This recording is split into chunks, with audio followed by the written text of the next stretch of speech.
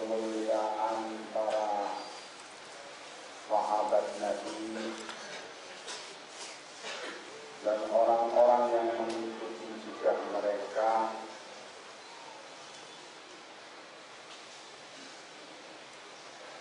dan kemuliaan keluarga Nabi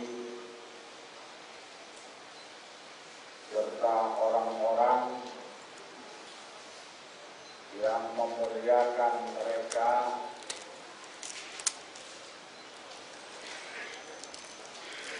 dan juga hadis-hadis sahih memberitakan kepada kita tentang prinsip yang sangat utama tersebut.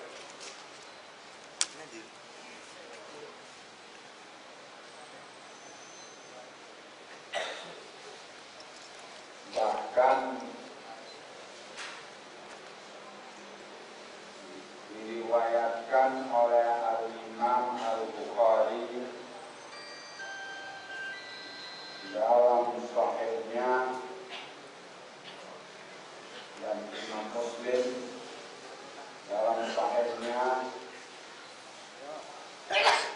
dari Abu Sa'id Al-Khudri radhiyallahu anhu bahwa Nabi Muhammad sallallahu alaihi wasallam memperingatkan kita semua.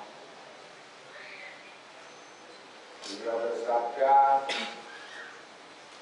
"La tasubbu ashabi walau anna ahadakum anfaqa mithla Uhudin dhahaban ma balagha mudda ahadihim wala nasifa." Jangan kalian mencerca para sahabatku, kata Nabi, karena seandainya salah seorang dari kalian berinfak dengan emas sebesar gunung Uhud,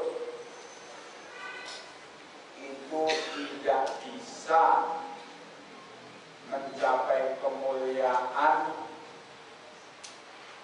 salah seorang dari mereka para sahabat Nabi itu, bahkan tidak bisa mencapai separuhnya.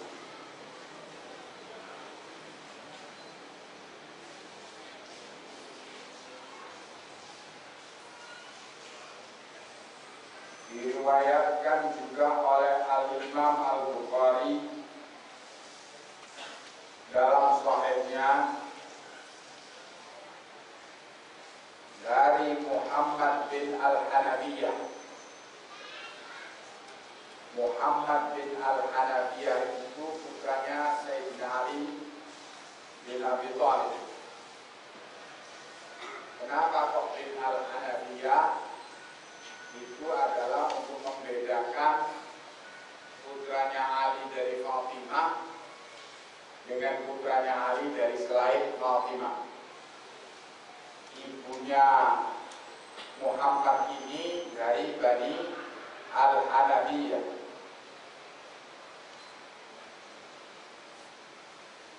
yakni ibunya dinikahi oleh Ali setelah wafatnya Fatimah. Jadi Muhammad bin Ali, di mana Muhammad bin Al-Hanabiyah atau Muhammad bin Ali ini menceritakan, qultu li abi, aku pernah tanya kepada ayahku, kepada Sayyidina Ali, ayyun nasi khairum ba'da Rasulillah sallallahu alaihi wasallam, manusia mana yang paling baik sesudah Rasulullah sallallahu alaihi wasallam? Qala, katanya Sayyidina Ali, Abu Bakar. Manusia terbaik sesudah Rasulullah, katanya Sayyidina Ali, adalah Abu Bakar. Qultu tsumma man? Aku tanya lagi, setelah Abu Bakar siapa lagi orang kedua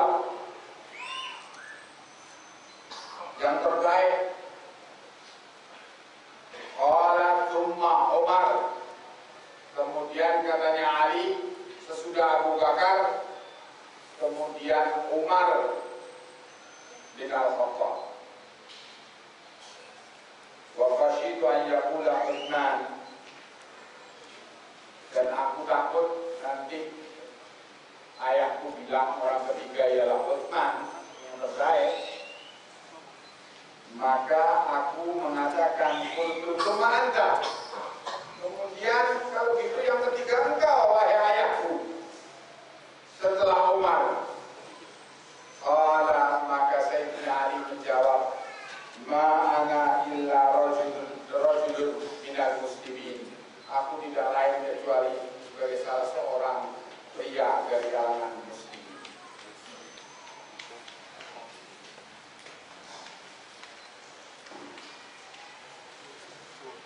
Al-Hafidz Ibnu Katsir rahimahullah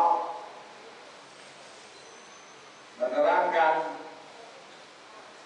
waqad thabata anhu ay an Ali bitawatur, dan telah pasti riwayat dari padanya, yakni dari Ali, dengan riwayat mutawatir.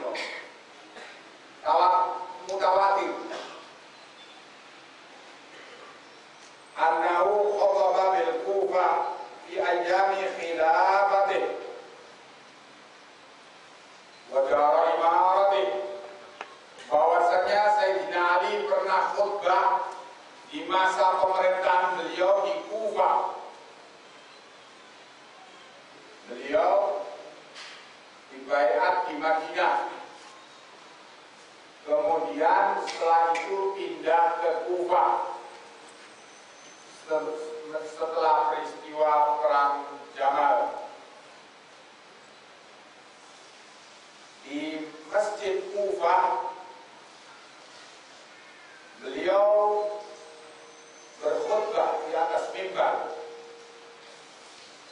ayyuhan nas, inna khaira hadhihi al-ummati ba'da nabiyha Abu Bakar tsumma Umar, walau syi'tu an usammi ats-tsalitsa sammaitu.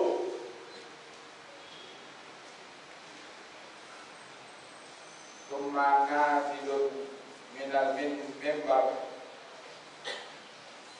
wa qala tsumma Utsman tsumma Utsman. Di atas mimbar Sayyidina Ali menyatakan, wahai sekalian manusia, sesungguhnya sebaik-baik orang di umat ini adalah setelah nabinya adalah Abu Bakar, kemudian Umar. Seandainya kalian mau, aku akan sebutkan yang ketiga. Kemudian ketika dia turun dari mimbar, beliau menyatakan tsumma Utsman, tsumma Utsman. Kemudian yang ketiga orang terbaik umat ini ialah Utsman, ialah Utsman.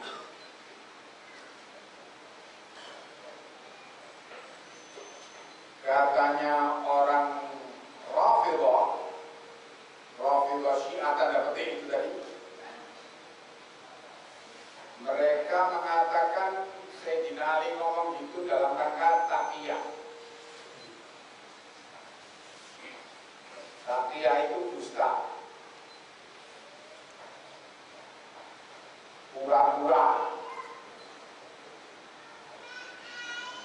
Mereka mengatakan taqiyah itu dalam rangka melindungi mazhabnya karena takut diserang. Jadi sesungguhnya Ali Ali mau bilang, saya orang yang terbaik sesudah Nabi. Mau bilang gitu. Tapi karena taqiyah, oh Abu Bakar, Umar, Utsman. Jadi mereka menuduh Sayyidina Ali berdusta, bertaqiyah. Mereka menuduh Sayyidina Ali penakut, tidak berani mengatakan yang hak di hadapan umat. Kalau memang taqiyah, apa urusannya taqiyah sama anaknya sendiri, Muhammad bin Al-Hadamiyah? Cuma berdua, taqiyah apa? Taqiyah. Sama anaknya sendiri, berdua, di rumah. Bagaimana taqiyah? Juga mengatakan seperti itu, seperti yang beliau katakan di atas mimbar, sama. Dan diriwayatkan oleh anaknya omongan ini.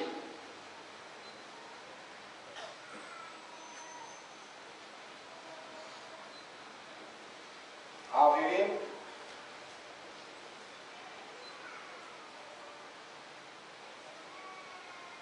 maka betapa Sayyidina Ali sangat memuliakan para sahabat Nabi itu luar biasa. Saya bawakan riwayat-riwayat dalam buku ini. Baca.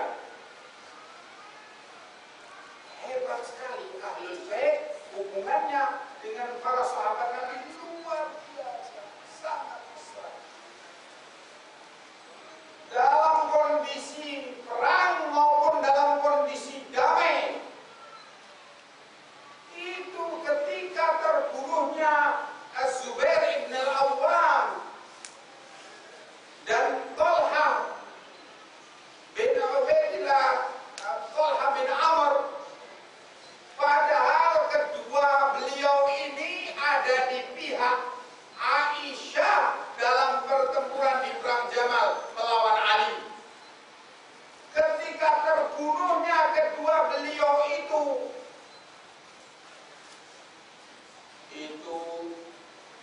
putra-putrinya Sayyidina Ali menangis sampai kedengaran di luar rumah suaranya. Ketika itu ada tamu. Sayyidina Ali ditegur oleh tamu itu. Ya, putra-putrimu kok menangis? Itu kan musuh. Katanya Sayyidina Ali, pantas beliau-beliau itu ditangisi oleh putra-putri, dan mestinya semua umat ini menangisi kematian beliau. Ketika itu, berapa hari setelah itu datang pembunuhnya Az-Zubair bin al-Awwam ke rumah beliau, ke rumah Ali, diusir. Semoga Allah melaknat engkau. Pergilah engkau, wahai calon ahlun nar. Ini dalam kondisi perang, masih beliau sangat menunjukkan kecintaan dengan sesama sahabat Nabi. Apalagi dalam kondisi damai. Pertama kali yang mengusulkan kepada Sayyidina Ali untuk mengkhitbah Fatimah, putri Rasul, adalah Abu Bakar As-Siddiq dan Umar.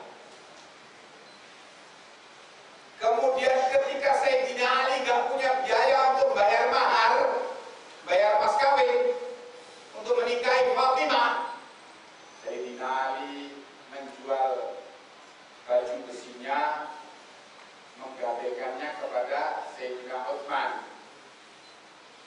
Berapa katanya Sayyidina Utsman? Kalau mau gadaikan ini, ya sudah 100 saja. 100 dirham. Katanya Sayyidina Utsman, ini 100 dinar. Kalau dirham itu uang merah. Kalau dinar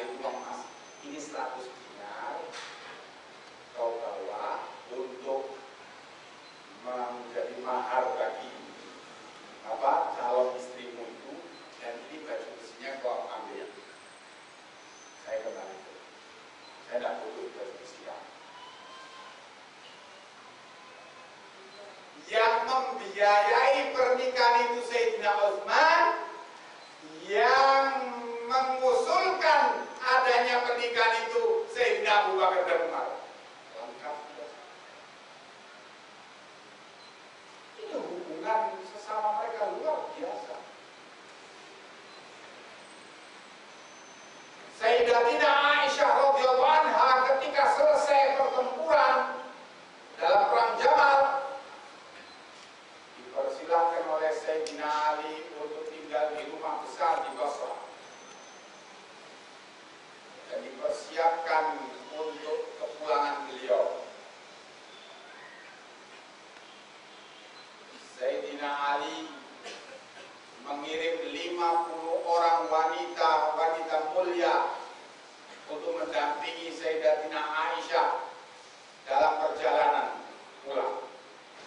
Kemudian Sayyidatina Aisyah didampingi dengan perintah dari Sayyidina Ali oleh Abdurrahman bin Abu Bakar, adik Sayyidatina Aisyah, sebagai mahram. Dan Sayyidina Ali ikut melepas Sayyidatina Aisyah ketika mau naik ontanya.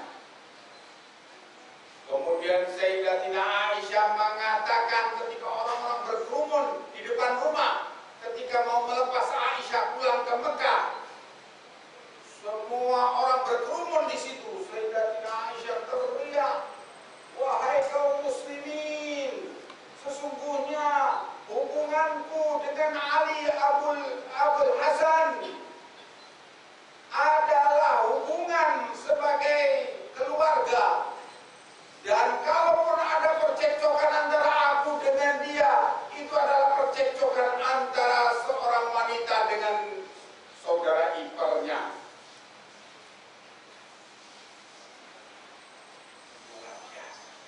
Dan Sayyidina Ali teriak, "Ya, memang benar, Ummul Mukminin Aisyah, beliau adalah istri Nabi kita di dunia dan di akhirat."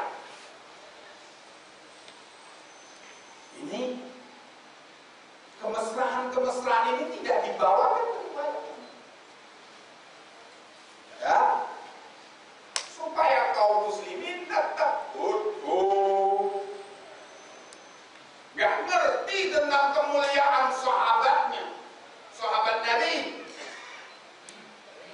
sehingga kaum muslimin meragukan kejujuran para sahabatnya.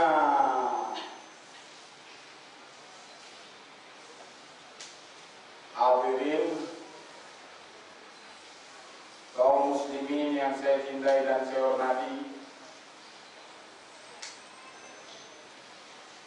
sekian banyak riwayat yang meyakinkan. Karena itu diingatkan oleh para ulama, antara lain di sini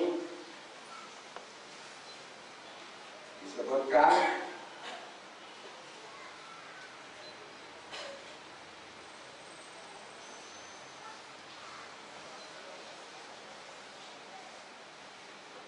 dari Abu Zur'ah. Abu Zur'ah ini teman dekatnya Al-Imam Abu Hatim. Katanya Abu Zur'ah, Imam Ahlul Hadis, "Idza ra'aita ar-rajula yantaqisu ahadan min ashabi Rasulillah sallallahu alaihi wa alihi wasallam fa'lam annahu zindiq." Kalau engkau melihat seorang menyebut kerendahan salah seorang dari sahabat Rasulullah, maka ketahuilah orang itu adalah zindiq.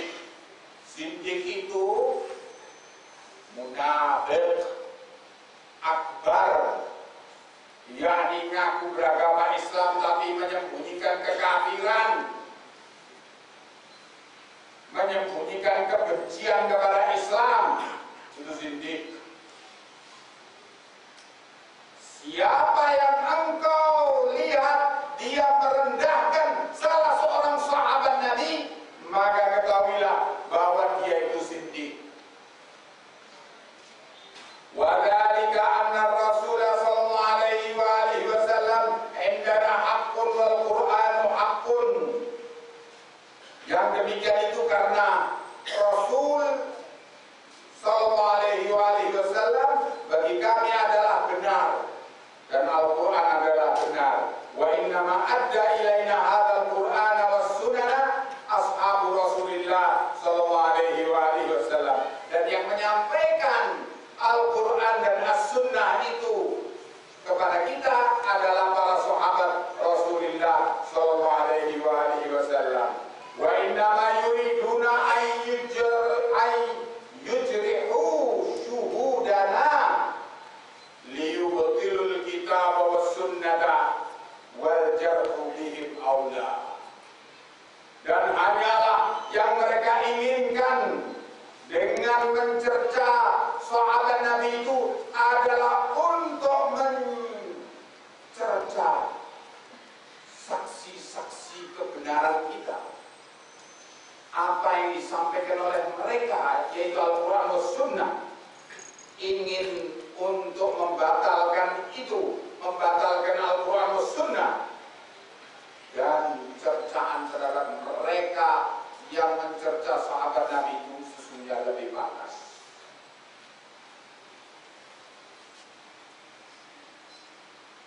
Seorang raja dari Abbasiyah, yaitu Al-Mahdi, pernah menyatakan di hadapan seorang ulama zaman itu, yaitu Abu Abdillah bin Mus'ab. Kata Abu Abdillah bin Mus'ab, qala li Amirul Mukminin Al-Mahdi, berkata kepadaku Amirul Mukminin Al-Mahdi, ya Aba Bakar, ma taqulu fi man yantaqisu ashab Rasulillah sallallahu alaihi wa alihi wasallam. Wahai Abu Bakar, yakni Abu Abdillah bin Mus'ab, apa yang engkau katakan tentang orang yang merendahkan para sahabat Rasulullah sallallahu alaihi wa alihi wasallam? Qala qultu zanadiqah. Aku katakan orang yang demikian adalah zanadiqah, pengikut pemahaman munafik yang benci kepada Islam. Qala ma sami'tu ahadan qala hadza qabla. Katanya Al-Mahdi, aku tidak pernah mendengar seorang pun mengatakan seperti ini sebelum kau. Qala qultu, maka aku katakan kepada Al-Mahdi, hum aradu Rasulullah sallallahu alaihi wa alihi wasallam binafsih. Sesungguhnya mereka yang mencerca para sahabat Nabi itu karena mereka ingin merendahkan Rasulullah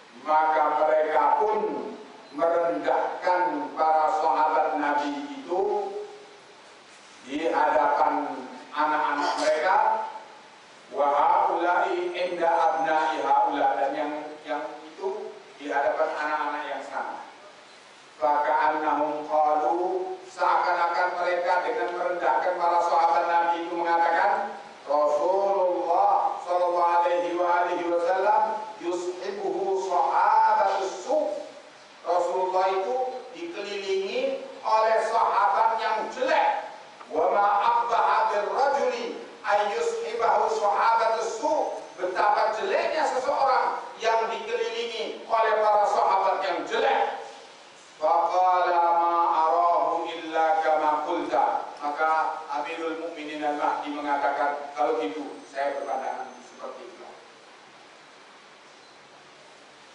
Kalau semua sahabat Nabi terdekat dikatakan penjahat, dikatakan pengkhianat, dikatakan murtad,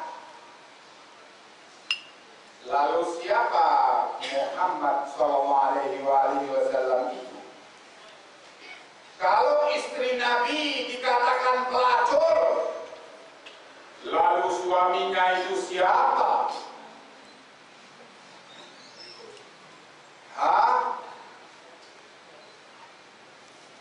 Maka ini adalah dalam rangka menghina Rasulullah Sallallahu Alaihi Wasallam. Ini adalah dalam rangka menyatakan isi hati mereka, kebencian mereka kepada Rasulullah Sallallahu Alaihi Wasallam. Begitulah para ulama mengingatkan kita bahayanya orang yang merendahkan, mencerca sahabat Nabi.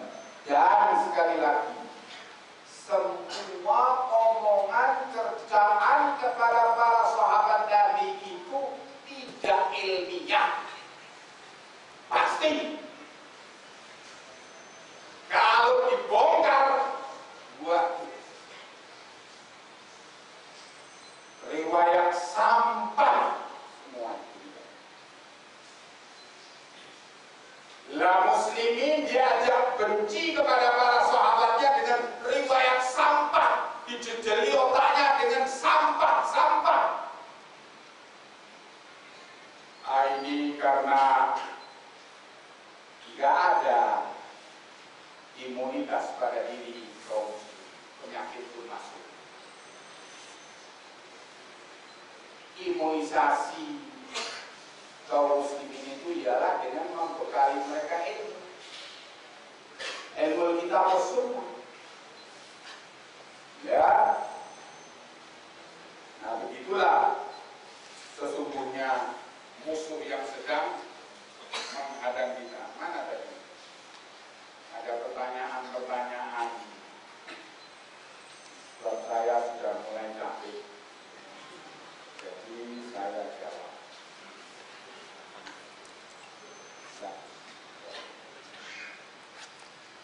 Tapi bicara dari sini.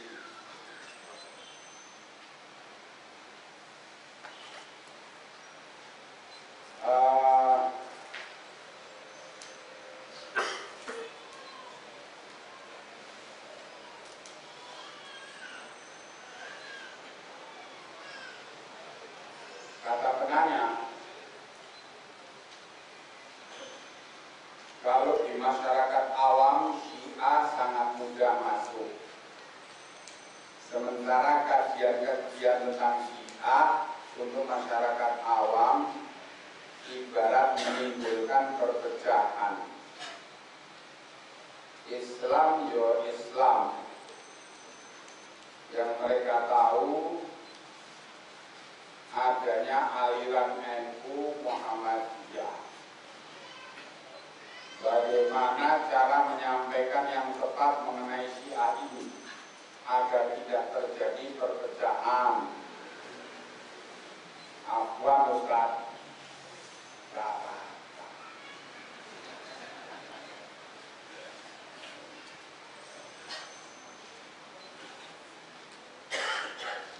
Kalau terjadinya perpecahan karena menerangkan tentang aliran batil itu ialah perpecahan antara pengikut aliran al-haq dengan pengikut aliran batil, ya memang itu dikehendaki. Perpecahan itu memang Islam ya Islam. Ya, Islam itu ya Al-Quran wa Sunnah. Ya, kalau dibilang la sunnah wala syiah, Islamiyah, nah ini bahaya. La sunnah, kalau sudah la sunnah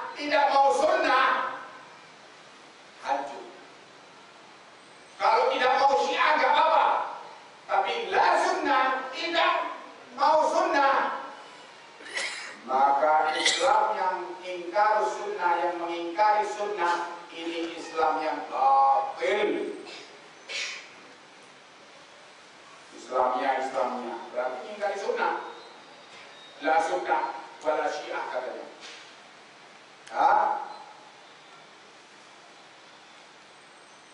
Harus diterangkan kepada umat bahwa Syiah itu bukan Islam. Sebagaimana harus diterangkan kepada umat bahwa agama itu tidak bisa disama-samakan. Nggak bisa semua agama sama baiknya. Yang baik hanya Islam, selain Islam tidak baik. Harus diterangkan demikian. Yang baik hanya sunnah. Musuh sunnah adalah batil, adalah jelek. Harus diterangkan. Rasulullah sallallahu alaihi wasallam menyatakan, "Faman ya'ish minkum min ba'di fasayara ikhtilafan katsira.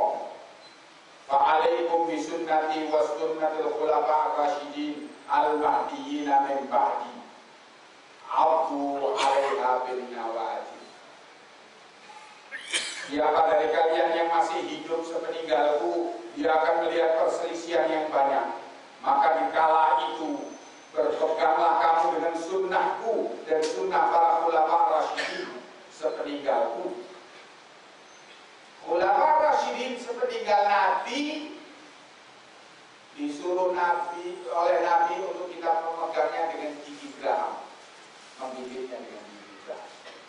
Khulafa'ir rasyidin sepeninggal Nabi adalah di dalam riwayat lain, riwayat Abu Dawud dalam sunannya dan Ahmad dalam musnadnya, Nabi mengatakan, "Khilafatun nubuwah min ba'di salatuna sanatan."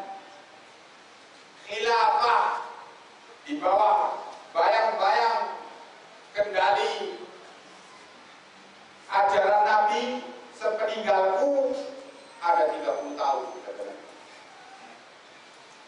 Sabina Maula Rasulillah yang meriwayatkan hadis ini menghitung sepeninggal Nabi 30 tahun itu siapa? Abu Bakar As-Siddiq memerintah sepeninggal Nabi 2 tahun. Kemudian Umar memerintah sepeninggal Abu Bakar As-Siddiq 10 tahun, 12 tahun. Ya.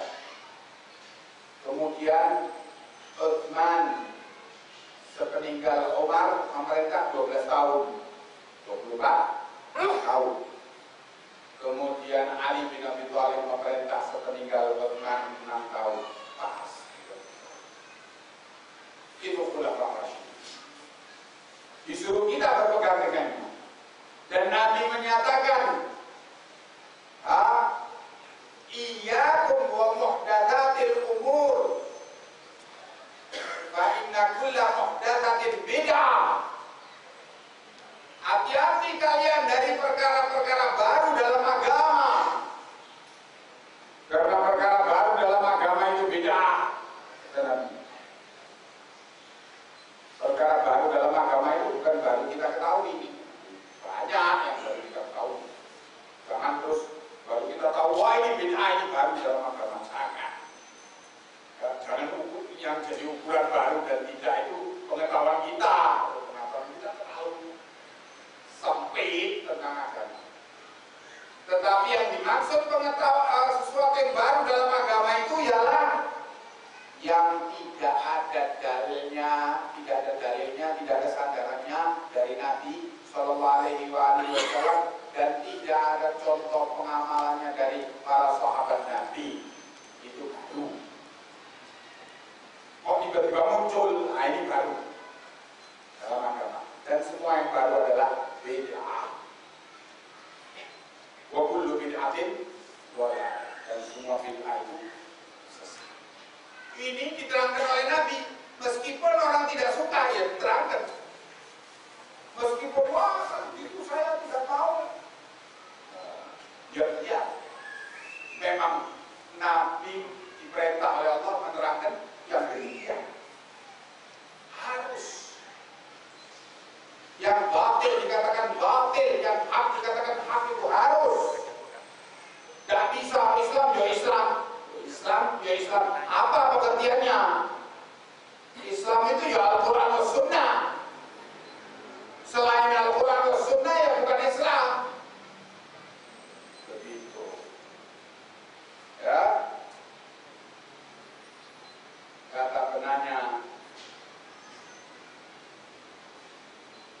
Afwan, saya orang awam. Apa nasihat Ustadz bagi masyarakat Solo dan pemerintah Solo tentang bahaya Syiah ini agar tidak seperti zaman di Suriah, Yaman dan Suriah bersama. Iya, kepada masyarakat Solo, masyarakat dan pemerintah Solo, jangan menganggap enteng masalah Syiah. Ya, umat Islam ini jangan dibiarkan untuk digerogoti oleh aliran sesat.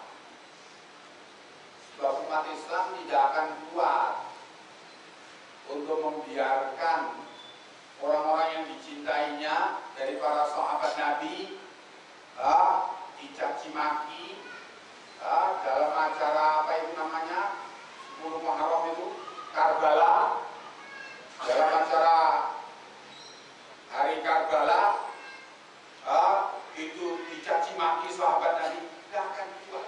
Ini namanya kalau dibiarkan oleh pemerintah itu namanya membiarkan munculnya api yang akan membakar kota Solo.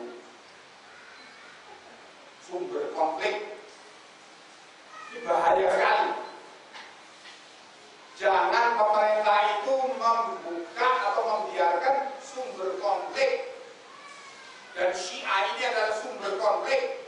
Sebab yang diserang itu ialah prinsip-prinsip utama umat Islam, Al-Quran dan Sunnah.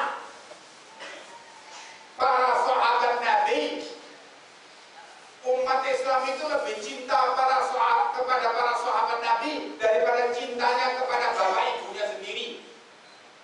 Kalau kita dimaki-maki bapak ibu kita kan ngamuk, ya lebih ngamuk lagi kalau para sahabat Nabi yang dimaki-maki. Jadi kalau ada orang yang membuka sumber konflik ini ada, nanti polisi banyak pekerjaan. Gak tahu lagi kalau memang cari kerja. Ya wis cari kok.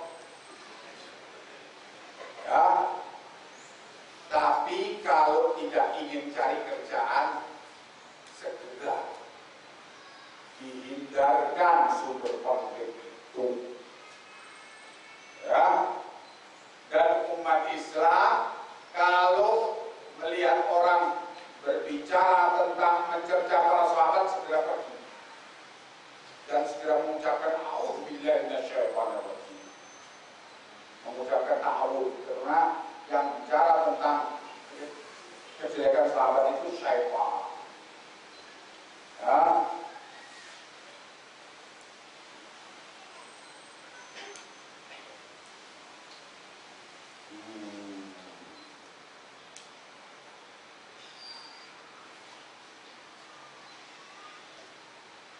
Bagaimana sikap kita terhadap fitnah Ustaz Muzakir? Karena ada sebagian orang yang menganggap yang ngaji di Gumuk dicap sebagai pembela Syiah. Dia akan jadi pembela Syiah lama-lama. Pertama enggak, lama-lama aja. Karena ini orang memang saya tahu orang ini dulu sebelum dia jadi Syiah, Muzakir ini ngaji sama ayah saya di Malang, Ustaz Muhammad Ali di Malang, ngaji. Ya, datang dari Solo ke Malang ngaji hadis. Terus setelah muncul revolusi Syiah di Iran, maka Muzakir belok ke Ustaz Hussein Al-Habsyi dipanggil. Akhirnya setelah itu tidak pernah muncul lagi ke rumah ayah saya. Ingat di rumah saya, di rumah ayah saya 2 hari kadang-kadang nggak kirim. Nah, saya masih di PGA dulu. Saya ingat betul dan tahu betul itu orang, dan tahu betul gurunya itu siapa, yaitu Hussein Al-Habsyi. Tahu betul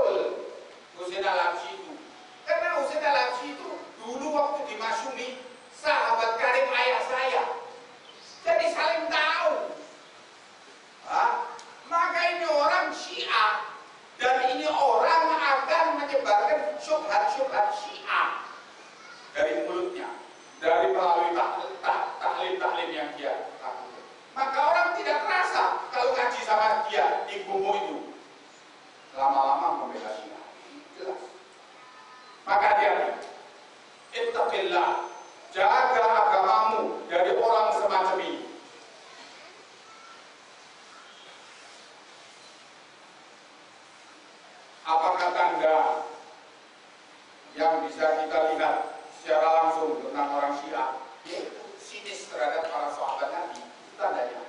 Kalau ada orang sinis terhadap sahabat Nabi, hati-hati, ini syaitan. Ya, segera menghindar. Jangan suka dekat. Ya, jangan suka dekat. Nanti kamu digulung sama dekat. Ya, nah.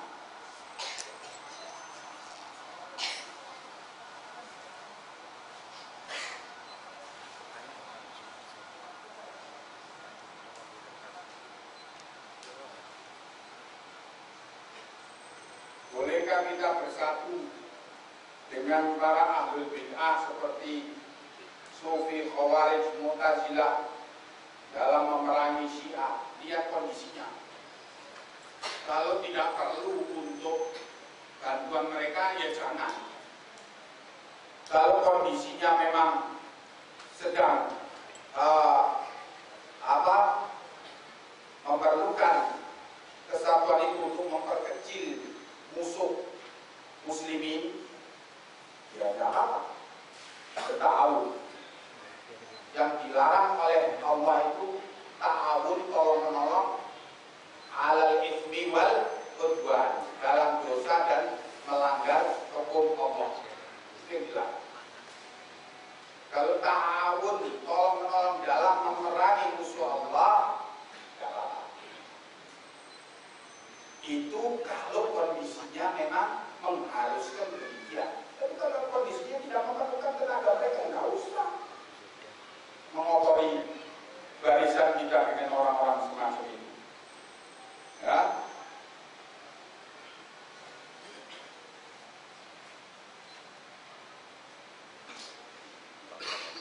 Kata penanya, bagaimana sikap kita terhadap fitnah yang terjadi di Yaman? Maksudnya fitnah yang terjadi di antara para masyayikh sunnah seperti Syekh Muhammad Al-Imam, Syekh Abdullah Al-Baqi, Syekh Yahya Al-Hajuri, Syekh Abdurrahman Al-Adami dan lain-lain. Tidak ada fitnah. Cuma kamu yang bodoh aja memahami kalau itu fitnah. Tidak ada fitnah. Mereka bersatu. Kamu menganggapnya itu fitnah. Seperti orang lihat ada perkelahian di rumahnya itu, perkelahian gimana? Itu suaminya jerit-jerit sama istrinya. Padahal manggil istrinya nggak ada. Seperti itu kan? Nggak ngerti permasalahan dalam sesungguhnya. Tidak ada fitnah. Semuanya masya Allah para ulama bersatu. Ketika datang serangan Houthi ke Damas, seluruh masyayikh memfatwakan perang jihad fisabilillah. Sikap tidak ada keraguan dan mereka bersatu semuanya. Jadi kamu tidak paham tentang tingkah laku para masyayikh itu.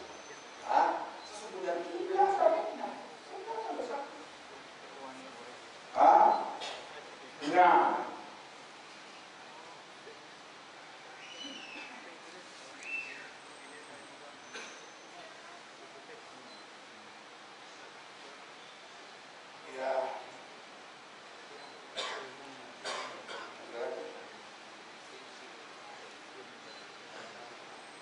katanya penanya kenapa Syiah bisa melakukan nikah mut'ah, bagaimana kronologisnya, mohon dijelaskan.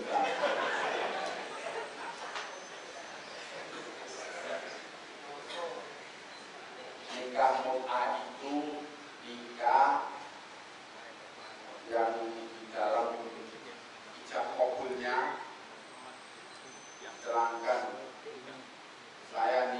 saya terima nikahnya Fulanah binti Fulan dengan mas kawin sekian untuk 2 jam, untuk sehari.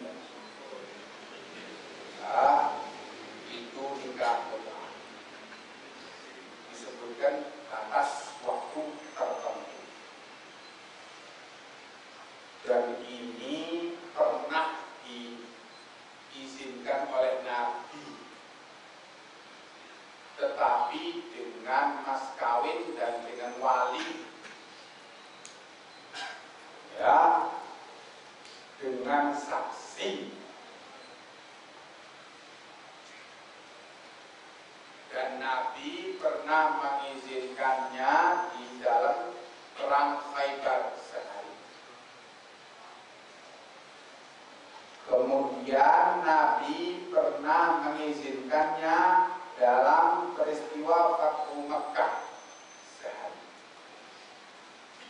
Kemudian setelah itu Nabi mengharamkannya sampai hari kiamat. Dan kemudian diulangi pengharaman Nabi terhadap nikah mut'ah ini sampai hari kiamat di dalam haji wada, 4 bulan menjelang Nabi wafat. Nah, jadi nikah mut'ah itu haram. Sedangkan orang berniat di dalam hati tapi tidak melafatkan ketika ijab qabul, berniat ingin menceraikan istrinya setelah sebulan atau 2 bulan setelah ijab qabul itu jumhur ulama menyatakan nikah yang batil. Padahal berniat di dalam hati tidak dilafatkan. Jumhur ulama menyatakan itu batil. Ya. Kemudian yang terjadi sekarang nikah mut'ah yang berlaku di kalangan Rafidhah sekarang ini, yang mengatasnamakan dirinya Syiah itu nikah mut'ah dengan tanpa saksi, tanpa wali. Jadi wanita itu menjulurkan tangannya kepada pria, kemudian pria itu menyambut tangan si wanita itu, kemudian wanita itu menyatakan, aku nikahkan diriku kepadamu untuk waktu 2 jam atau semalam atau sehari atau sebulan. Terus prianya bilang, aku terima nikah. Itu diterangkan demikian, ini bukan guyon, diterangkan demikian oleh Khomeini di dalam kitabnya Tahrirul Wasilah tentang bab nikah mut'ah. Coba perubahannya, tanpa wali, tanpa saksi, dan wanita itu sendiri yang menikahkan dirinya. Nah, ini perubahan yang terjadi. Karena memang inilah hawa nafsu. Ya. Bagaimana untuk mengajak orang kepada hawa nafsu itu, syahwat itu, dalam rangka untuk orang diberi syubhat, diajak kepada syahwat, mau mut'ah, gimana? Ayo, sehari aja coba. Setelah enak, waduh, ya kok harus hadir majelisnya. Ayo belajar dulu. Syahwat dalam rangka menuju syubhat. Ya. Bahkan diterangkan oleh Husain Al-Musawi, seorang alim dari ulama Syiah di Irak, yang kemudian melihat kebobrokan Syiah begitu dahsyat, akhirnya dia menulis membongkar kebobrokan itu dalam rangka berlepas diri dari kejahatan Syiah itu. Husain Al-Musawi menulis kitab berjudul Lillah Tsumma Lit-Tarikh.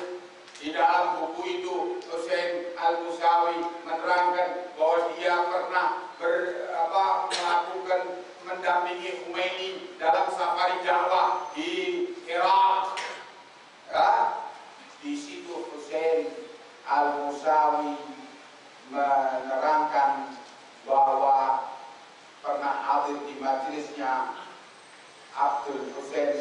Syarafuddin Al-Musawi. Di situ salah seorang mahasiswa dari Iran mengatakan, "Oh ya Syekh, kami ini di London, kami kepingin mut'ah, tapi tidak ada yang mau diajak mut'ah. Bagaimana ya Syekh? Kami dalam keadaan jauh dari istri." Apa jawabannya Abdul Hussein Syarafuddin Al-Musawi? Ya sudah, kalau mut'ah sama sesama pria aja. Kerjanya. Nah itu dibongkar habis sama Hussein Al-Musawi tersebut. Ini agama na'udzubillah, agama tengik yang bau dan penuh dengan kebobrokan akhlak, kebobrokan akidah. Terus kemudian kaum muslimin diajak untuk menerima agama tersebut. Waliyah ilahuna sudah capek. Iya. Terakhir.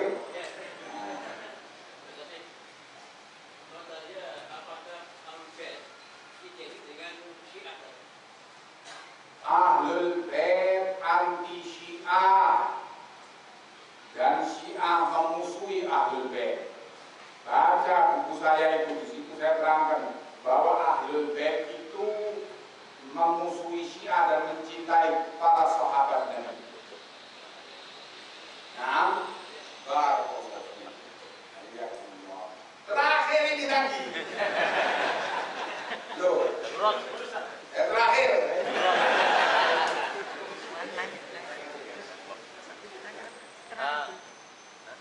Ya.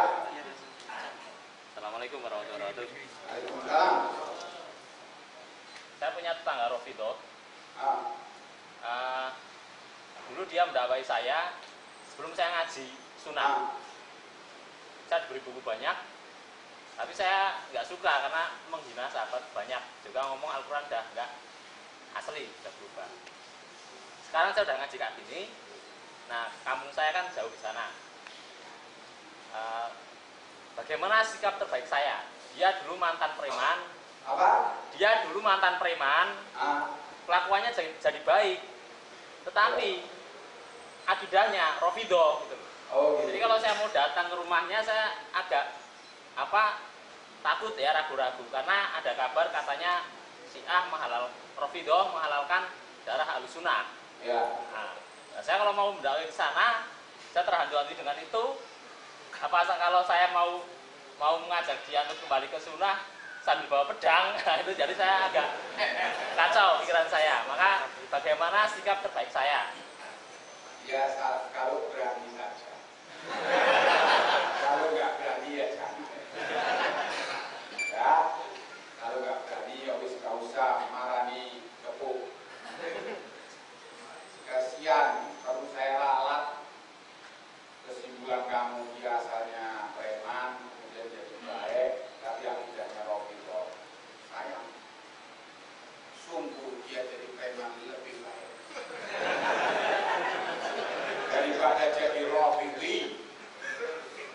Karena Rafidah itu bid'ah dan kufur, lebih jahat daripada premanisme, lebih jahat daripada orang-orang yang bermaksiat, minum khamr dan sebagainya, tetapi muslim.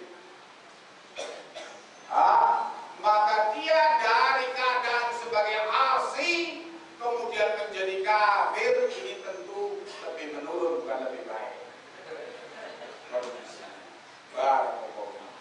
Jadi kalau berani saja ya. Kalau nggak berani jangan. Kalau pedang. Ailahuna, mohon maaf atas kekurangannya dan terima kasih kepada antum semua, bil khusus kepada takmir masjid Baitul Hikmah Balai Kota Solo, dan segenap pengurusnya dan segenap kaum muslimin. Mudah-mudahan semua yang kita upayakan ini menjadi barokah